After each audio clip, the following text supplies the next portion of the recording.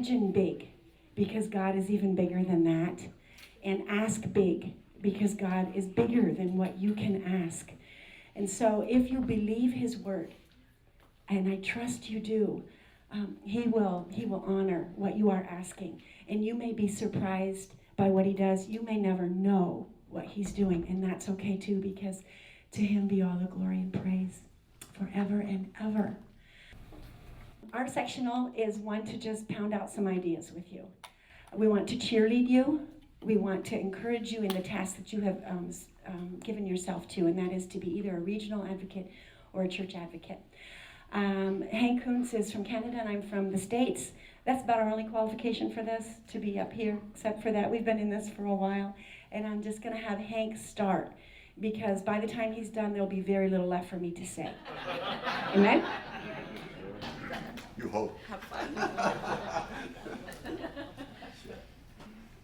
It's exciting to be here. The first leadership conference was attended by about 6 people. I think 4 from Canada, 2 from the US. It's been growing ever since, you can tell. And it's so good. You know, I really look forward to this thing today, this week, these few days. Before I start, a brief story. A few years ago, I read a piece in Reader's Digest, written by a lady who, after many years of waiting, was able to adopt a child. The child had a disability, and I gather that was understood at the time. What the lady did not realize was how much was really involved. The time the child required at all hours. The time spent trying to get and stay in touch with a multitude of outfits, private, public, and otherwise. On and on and on it went. Some of you can, most of you can identify with that.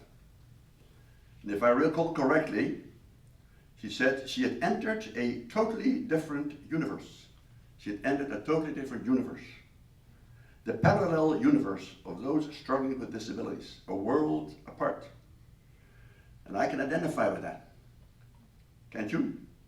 There's another world, so to speak, that many other folk are not aware of. And my starting point is, however, that we operate in a different kind of universe. Our universe is the kingdom, not a parallel one. Our universe includes everything, including all God's children, young and old. You and I, our daughters, our sons with special needs, our parents with dementia, brothers and sisters in the Lord. It makes a big difference, doesn't it, when you get started? It makes a big difference. We're all together in this and try and connect with those who are in that same universe. Wonderful start.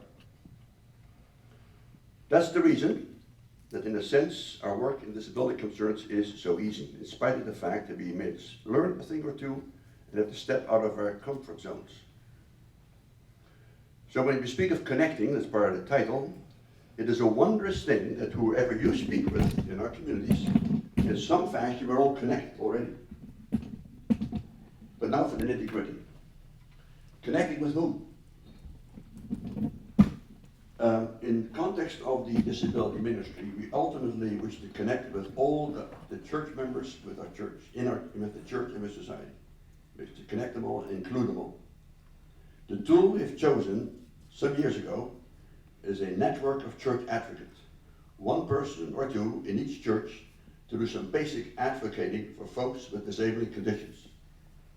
And the specific tasks of it are spelled out succinctly in the inclusion handbook. Right? Well, you have the inclusion handbook. Some steps you can take. You've seen it. If you want to, once you get started, go through it. You know, the neat part is that at the moment, our network, and I'm talking the Christian Reformed Church, consists of about 600 people. That's rather impressive, 600. But it's not all the churches yet, and some of the numbers include just, quote, just church secretaries, who said, okay, send the stuff to me, and in some cases, maybe that doesn't go too much further than that. Many of them do 2 jobs. They take the position seriously. 600. That leaves quite a few classes yet, quite a few churches out of about 1,000, 1,100. So if you look around your classes, he's not on yet. There's some work to do. So there. How do you get your network off the ground? How do you find these persons? And your starting point I think simply is the CRC or RCA handbook. I take it that I'm familiar with the one that is in the CRC, it's about this thick by now. And you have one too, I don't have the props here for this. Get the book, ask for one, it's free, right? You make it for free as well? Okay, good. You'll find listed in all these books several names under each classes: pastor, ministry staff, clerk, secretary, etc. And all you do is pick up the phone and start. My strong suggestion is to start with the secretary or the clerk. Introduce yourself and ask for the names of a few people who have connection with disabilities. Call the first one of these, say who you are, explain your interest in disability ministry, tell your story in a nutshell. Briefly mention the network that they can join and the need for someone in each congregation. Ask them if they have some relationship, a bit like yours, or many of us anyway, with disabilities. And then the next thing you know, you connect. I've spelled this out here, now down to 4 pages, in a senior conference folder, building our network. As a lawyer in my previous life used to say, you do not need a good lawyer. You don't need a good lawyer, you need a good case. We've got a good case. Our case, when we connect, is big. And maybe some of the people get overwhelmed by that too. That's okay, we'll get past it. So you have it here, it's a bit of a role-playing exercise with some very weak attempts at humor. And it's a bit rambling, but it's descriptive, not prescriptive. Don't get the feeling that you have to sort of do exactly what's in there, and depends on your individual abilities, but it's doable. Not suggest you start phoning across several time zones, although it can be done. You can do a lot by phone. You can do a lot by phone, right across time zones. Pick up the phone, explain who you are, and connect. Just tell them, the reason I'm involved is blah, blah, blah. Just tell them. And it works. If at first you don't succeed, try again. By the way, in the aforementioned document, I stated that I get the EBGBs when I get the answer, I'll take it to Counsel. And I've changed my mind on that since last year, at least for CRC, because last year's Synod decided to recommend to councils to appoint one, to appoint a church advocate, so we got a shtick behind the door. In fact, there's a church in Barry where the person resigned as church advocate, and it was a good thing too, because she was too tired, she had too much on her deck. And the council took action. I was delighted. It took only a matter of weeks. The only time it's ever had to take weeks. So there's a second aspect to connecting. Once you have a few people lined up, you have a network, their own support work, your own support network, they support you. You can go back to them. Or you have just the start of it. And you have to nurture and encourage it. Make sure the folks get the inclusion handbook and give it a go. Yes, you only have so much time, but it's not too hard to send out an occasional email, and don't forget, phone them a couple of times a year. Nothing beats having a warm body on the other end of the line. As well, see if you can get them together once a year for a couple of hours to get to know one another better. Things don't happen overnight. It takes time. It takes time. I mean, that's the sense we often have already. Work, how far did we get? There's a lot of work to be done. It's ongoing. It's as simple as that. Think about connecting yourself with fellow regional advocates in your area. Several around here, I'm sure you do it already. Organize an event, small event for a few hours. There's strength in numbers. So much for that. Now I'm really excited to share a new opportunity north of the border. Now I'm not going to do it now. I was going to go in a little detail.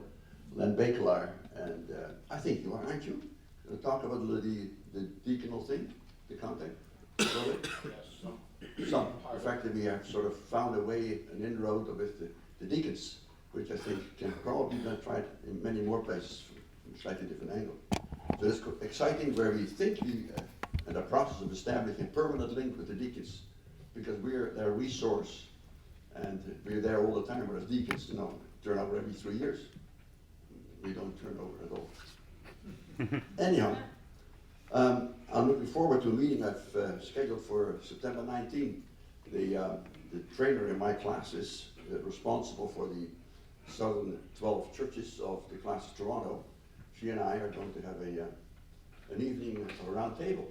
I'm not sure where we're going to end up, but it's wonderful. And you know, just to make it personal, the lady who's the trainer in my area, she's the lady who was featured on the front page of the banner, the Christian Reformed Church last year, when she was at Siddons. That's Theone Corton. Lovely. So we'll see where it ends up, but we're going to do stuff together. A few thoughts on advocating, and this is far from exhaustive. It's exhaustive, maybe. Some of our advocating is like Advocacy 101. Make sure the church facility is accessible, the washrooms are disabled friendly, that the church is friendly, and more. Yet a ramp is not enough. There are some features of disability which stand out like a sore thumb. The first two that come to mind are 1, isolation from church and society, and number 2, the inordinate amount of time persons with disabilities have to spend on getting and keeping various resources. This includes approaching and working with government and private agencies at all levels. Finding out just where to go is a major problem, no matter where you or I live. And I think you can speak from experience. You're going to deal with some of that, aren't you, Laura? Add in the fact that a lot of folks with special needs have one great big need, and the need is help. Help to find assistance, financial or otherwise. Help to deal even with just the basic demands of daily living. Thought of this morning. Maybe not a good example, but when you deal with somebody who's terminally ill, you don't say, go to our website, you find some resources for you. When we talk with people with disabilities, you have to help them, some aren't even capable of doing their own research, and they certainly are not capable of dealing with all of it. So that's where we come into the picture. Big one. I've done so much. You all pick up your own experience. You speak about yours, I speak about mine. The amount of time I used to spend for my family members is unbelievable. That's how come I get pretty passionate about it. We're still here, and some of these folks can't do it. So let's do it. None of us can do all this in all circumstances. Church advocates need backup, and the undersigned can visualize an ongoing relationship with fellow church members to see that needs are met, not just financial needs, but social interaction, experience integration in the local church, community, and special needs people making a contribution themselves. Full members of the one body with different members. Christians have a long history of helping those in need. We are not reinventing the wheel. Take what deacons we've had, you go all the way back to Acts, where the Greek widows were neglected in the daily distribution. Well, the daily distribution has taken a lot of different forms today, but we have to go down to the basics again. What is needed, and how do we get it? And I think we have the wherewithal to do it. Thank the Lord. So there. Next. Back to the basics. You have to walk before you can run. A, meet with the deacons, elders, counsel of your church. Find out who has a disability. B, talk to the person or persons concerned. Not all want or need assistance. There's some those who don't want it, and at some point they will need it. So there's a delicate balance how to get through to some people. Delicate. C, find out where help can be had. Logically, one starts with your organization, if any, that deals with a specific disorder. Some of these are consistently helpful, some of these organizations. Some provide unlimited support, especially those dealing with so-called orphan disorders. One of the best in Ontario is the OFCP, the Ontario Federation of Cerebral Palsy. A few years ago, they commissioned a handbook called Removing the Mystery, which is actually more than an estate planning guide. I spoke with the author only a few days ago. It was like a big tome. It's also available online, and you come from different states, provinces, you name it. What I'm saying is, there are things available already, and it's a great help. Use it. The Down Syndrome Society, I think, do a pretty good job too. So do the Parkinson's, some others. Muscular dystrophy, very good at the start. but they don't have ongoing programs, just a bit of support group.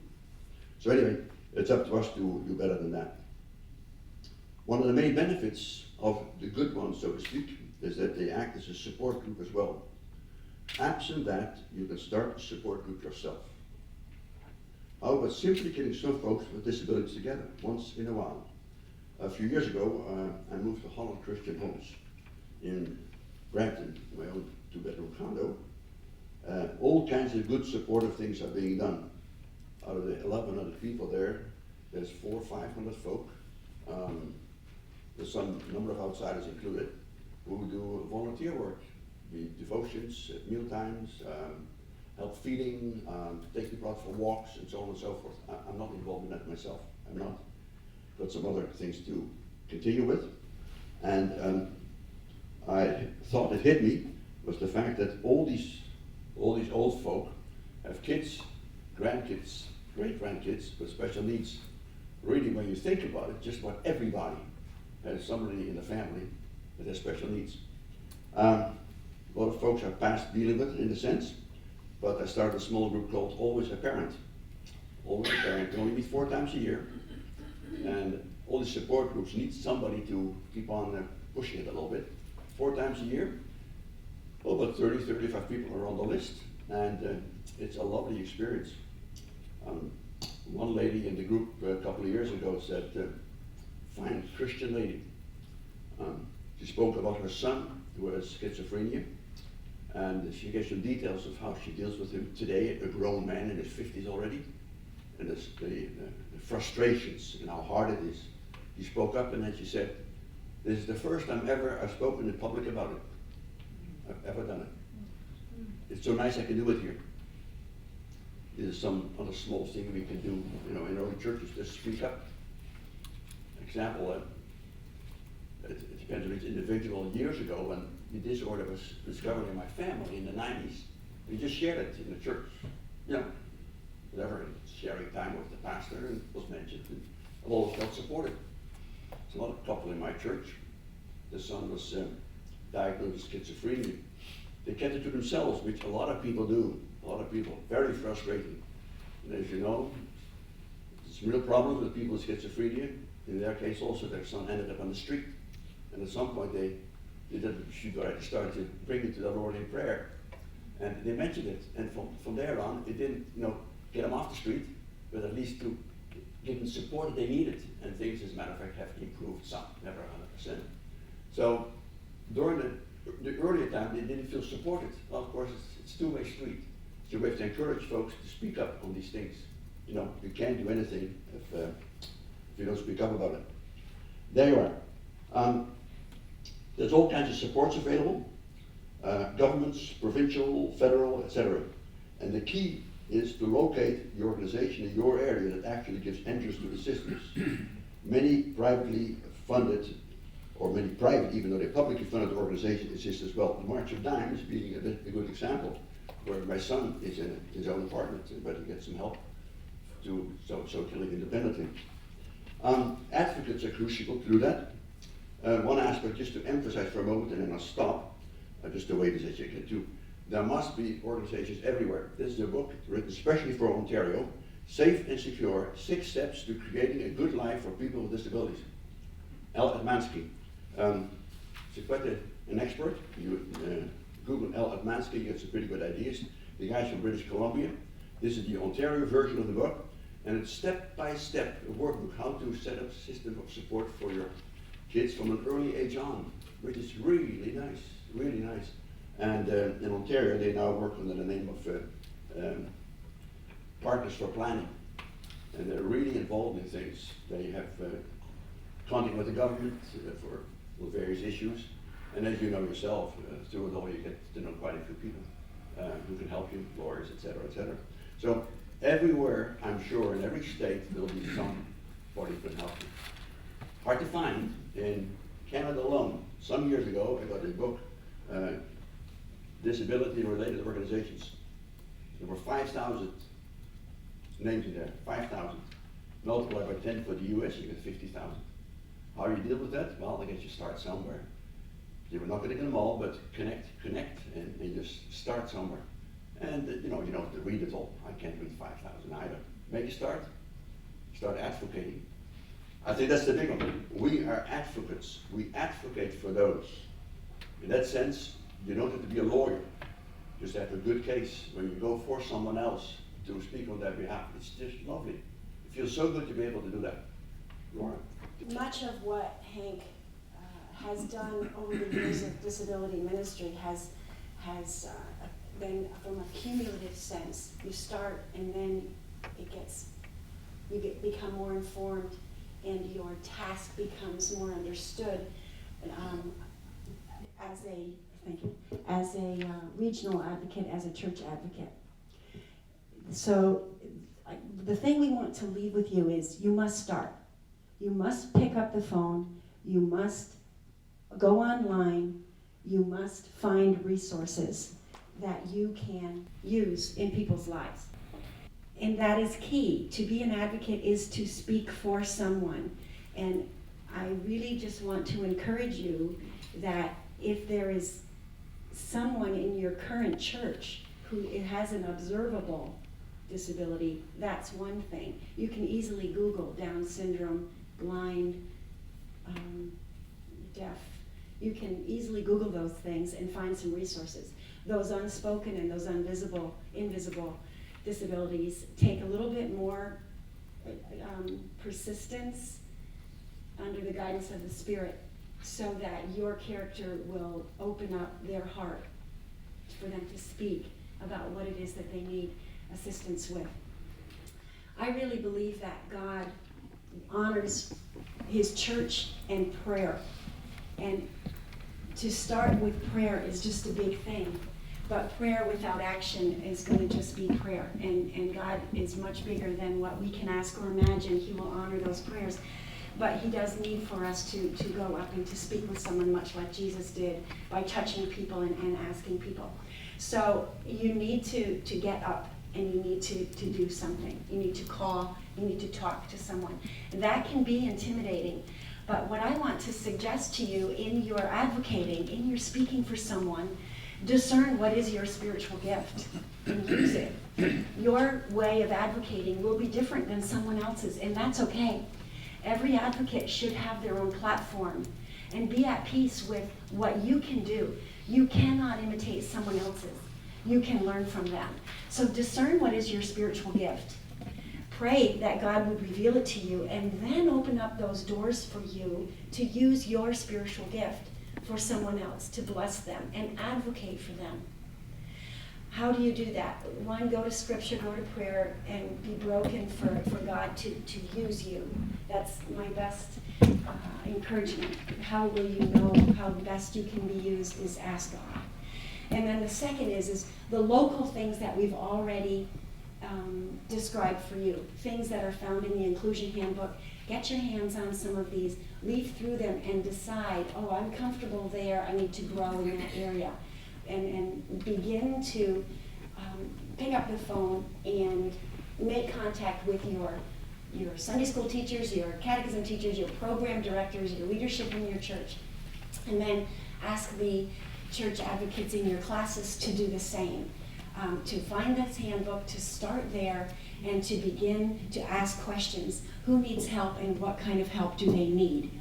So these books are very, very helpful, and I encourage you to use them. The other piece of literature Hank already referred to, this is a how-to. I encourage you to look through it and find one piece that you can connect with, that resonates with you inside of this, and try it. Try it for a year and see how far you get. And then your gift, your natural God-given talent, will lead you in the direction that God wants you to go, because he has a very purposeful task for you in the current position. And then he will grow it how he wants to. Another thing that Hank and I have come to learn is that we not only advocate using church resources. That's huge, and we need to keep doing that. We need to put people in contact with people, build support groups. Hank has mentioned many of them. If you're not comfortable leading a support group, maybe you can do it in conjunction with someone. But starting support groups and giving people wings to network with people inside the church with other churches Those are very basic things to do, and basically they're kind of easy. Put some food on the table, invite people to come, and if one person comes, you have an inroad, and start there. I think there's some basic things to do. After you begin to realize what people's needs are, you can look at the state, I should back up, on the local and state and federal levels for more support. They're not always Christian groups, and that's okay. They are our companion in this ministry of disability by providing funding and services for people. Sometimes people cannot even be moved to be involved in this because they have just real financial needs. We're talking about a lot of people that are without resources, financial and otherwise. And their medical condition or their mental condition or their disability is deteriorating because they just need plain resources. They need finances, they need someone to come around them and point them in the direction of resources. Hank has often felt like Santa Claus because he has affected people's lives by saying, did you know this was available to you? Did you know there are resources and there's funding for you? And that can give people the feeling of, oh, okay, that piece, I have some resources, and now I can, the cup of cold water goes with the word, right? You need both. You can't sometimes move until that cup of cold water is ministering to you in that area of need. So you need the Band-Aid, you need the salve, you need the ointment, you need the cup of cold water in order to feel like, I have the energy to do this other piece of blessing someone else, which is what the Corinthians passage says. I am given this so I may bless other people, and we need to do that. So what I have become, familiar with and encourage people to do is Google Michigan.gov if you live in Michigan. If you live in New Jersey, if you live in Florida, Hawaii, Hawaii.gov, and it has got the resources that are available on the federal, state, and local level. At least they'll funnel you to those resources. And you can start on the federal level. I'd like to start on the local level, not only with my church, I'm kind of a grassroots kind of person, but on the local level, you can find things like this, Your Rights. It's a handbook. I'm sure there's one for every state. What are your rights, and province, pardon me. What are your rights as a person with disabilities? How do you expect to be treated in society? And then what can our church do to give them those same rights inside of our church? Then I can go into my county, and probably inside the province there's a district or something that breaks the province down. I'm not sure how Canada works, but I know I live in Kent County. There are things in Kent County which are not offered in Ottawa County right next door. Find out those things in your county by Googling your county. Just Google your county disability services, and then you will begin to unpack what maybe some of your congregants need. And then you can say to the person who has cerebral palsy or is newly diagnosed with cancer or who has a pain disorder, mental disorder, whatever, you can begin to say, did you know this exists here? And start to look into it yourself and channel them in that direction. You're providing not only spiritual resources, and those are what we've talked a lot about here this weekend, but there are a lot of things you can do on the local level, the state level, just by Googling what's available in your neighborhood, in your local level. What are you paying taxes for? Okay? Break it down that way. There's the money. Do we serve God or mammon? Well, we have to serve both in this field because we pay taxes to the state. There's resources there. And God has provided much inside of your church and in conferences like this. So tap them both because your people need both of them and can be encouraged by them. So don't be afraid to get involved with those. Find out what resources are available in your state, federal, and your local, in your county areas. And that is advocacy. That is speaking up for.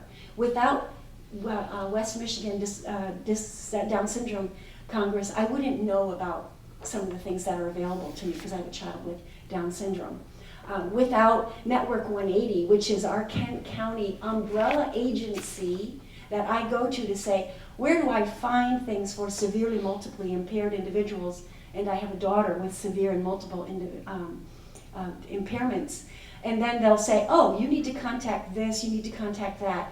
And then I become acquainted with those services so that I can say that to other individuals who don't even know what their resources are or how to access them. So the church level, we can advocate, but also providing ways for them to have their material needs met, and whatever services are met in their state or in their region can be found by learning about those as well. And then you learn more of what needs people have and how to filter them into those resources. So those are some things that Hank and I have done a lot of in our personal lives and in our church lives. We've filtered many people into those regions of access of resources, and begun support groups in talking about the things that are available, but also how can we just pray together, and how can we encourage people with disabilities to come together to speak out what is their need, and then find resources for them inside the church and outside the church, which will bless their material lives and their general well-being by connecting them with other people. So those are some things that we as would like to leave with you, and I think we have a couple of moments for questions here. So if something is unclear to you or you have a question about, we'll give you some time to ask a question. So Hank, would you come up here in case you can speak more wisely than me? So is there anybody out there that... You've talked about reaching out to the individual churches. Any stories or any words of wisdom on working directly with classes? I'll begin there. We've had an amazing thing happen in our classes. It's kind of trying to be a little bit different. My husband is involved in Classes Georgetown, which is right here in the Hudsonville, Jamestown, Jenison, sometimes Granville churches are involved with it. They have one of 5 proposals for their classes over the last couple of years. One of their attempts is risky compassion. And there's several others, but the one that my husband is responsible for, that we've sort of been working together at, risky compassion, is when he's in charge of the classes meetings, and he often is, my husband is, when he sets up the classes meetings, he takes the classes meetings outside of our local churches and has the meeting in a local facility that ministers to people with needs. Maybe in a soup kitchen downtown, so you're ministering to the homeless and to those with minimal resources who have been, in some cases, released from institutions or who have left institutions because they're their own legal guardian and they are on the street. So one of our classes meetings in recent months was downtown Grand Rapids in God's Kitchen, or Miltrotter Mission, one of those. And it was a delight for our pastors to have the meeting outside of their congregation, because it put them in touch, immediate contact, rubbing elbows with people in need, people with disabilities, mental and in every other way.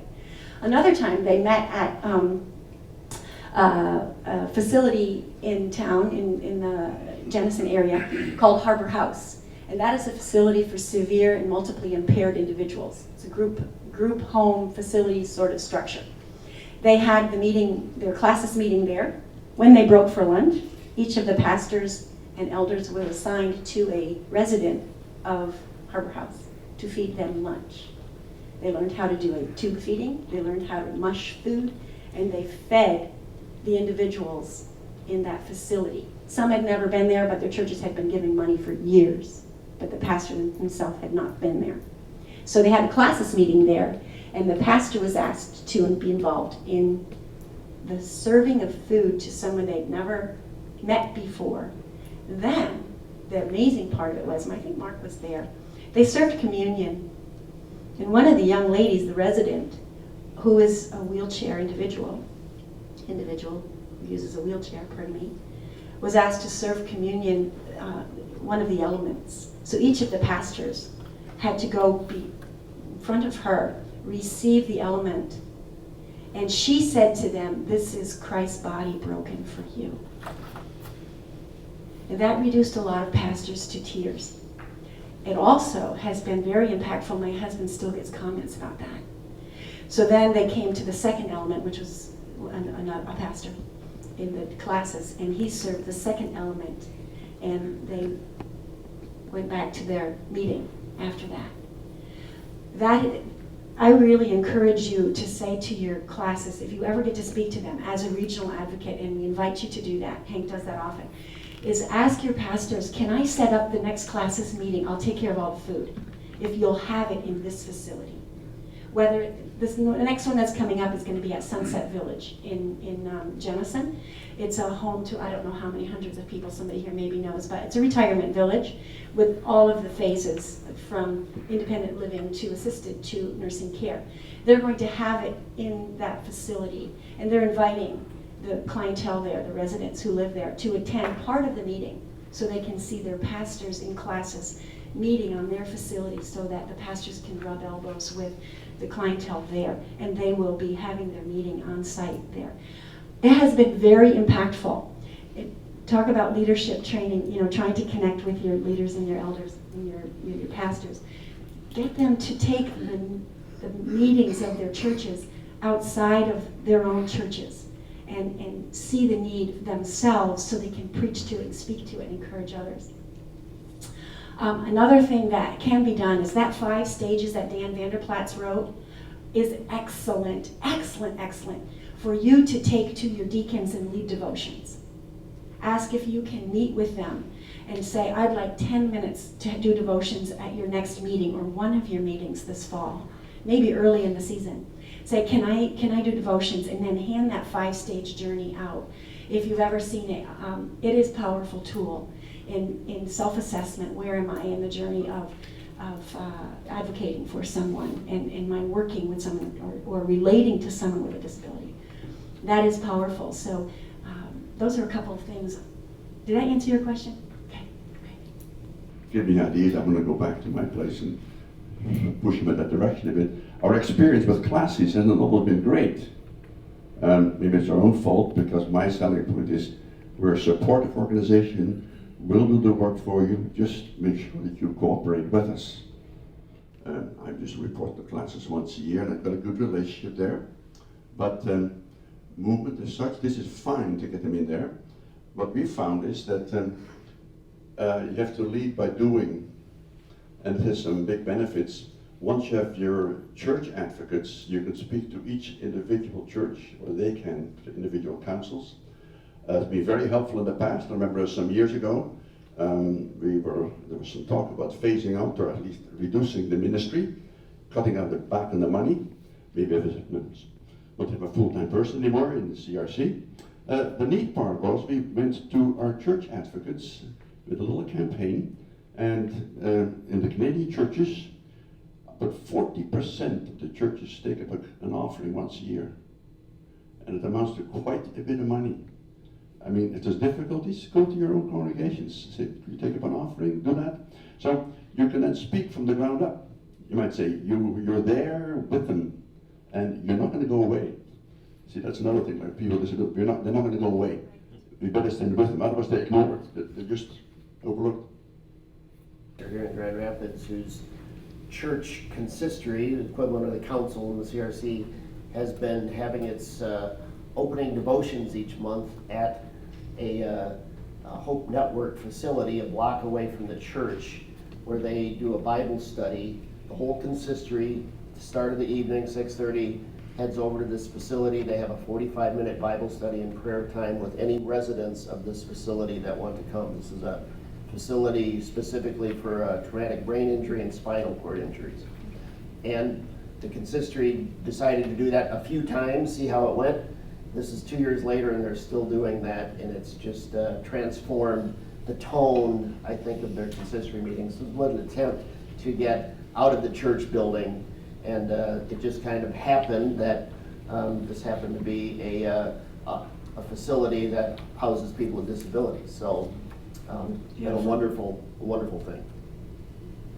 I'm a new regional advocate, and we have church advocates, and I heard you saying we are advocating for people And I have heard the language expressed that we advocate coming alongside people. When we are advocating for someone, don't we want to help others to advocate for themselves? But so many cases we're dealing with, we're helping either a son, daughter, or somebody in our church, and we use some very basic stuff. Very basic. There's not going to be a level, another level. It's the kind of thing that you end up doing, which you may have had to do too. When I help my son at the moment, or my daughter before, then she has to authorize me speaking for her. You know, it's every time I'm asked for something that I can speak with them, I have to get on the phone with this banking institution. That my son gets permission for me to join on the phone so I can help him with his finances, which is not his first interest or ability. So we're not going to supplant that. We're going to supplement it. If we work on our own church situations for our own family members and friends that you talk to, you put them in the right direction, and if necessary, I have gone to folks of an institution with group homes, and then I spoke up for a person, for example, and just a little extra oomph to get going there, speak for someone else. I appreciate a lot what you're saying. We do not want to do for others what they can do for themselves, but a lot of times it's just getting them pointed in the right direction. You cannot stand for everyone and advocate for them, but what you can do is be a resource to make them aware of things that you already know about, that God has put in your life to bless other people. And that doesn't mean do the work for them. It means provide them with the resource that says, I have to get VA benefits, and this is your first step. I could jump in just from an example from my church, kind of on that note. We started an inclusion team, and we did an audit of our church, and we kind of made a top 10 list of the things that we thought were the most important. The building mostly, but other things as well. Gluten-free communion, a lot of it was simple stuff. Large print bulletins and songbooks, stuff like that. But it took our advocating for all these people to come out of the woodwork and say, I told someone 5 years ago that I really needed that, but they didn't listen, and I didn't want to be a bother, so I never brought it up again. We've been talking about this for 15 years and no one's done anything. Thank you for your committee and making sure that people heard this. So I think there are things that individuals and family members get weary from having to advocate for themselves. And so I really sensed that in my congregation, that they were grateful to have a group we were listening to what they wanted, and that was how we did our audit. We had people with disabilities go through the church and tell us what their experiences were, and using other tools as well, but so that we could then be a voice for them to make sure that what they had probably already shared and hadn't gone anywhere could actually, hopefully have some movement. So I think there's that's just one of my experiences in our church. So It's big, but you can only do what God leads you to do using your gifts and your experiences. That's where you start. If you have VA experience, I just bless you to bless other people who have that need. If you are in the Down syndrome situation, or if you have that in your background, find out that, and that's your hook for credibility. You know what's going on in that field. Perhaps you can find out about other fields for other people. It's as big as the federal government. It's as local as the church audit. What does your church need? And regional advocates and church advocates assist with all of those, any of those, some of those more than others, and none of some of them.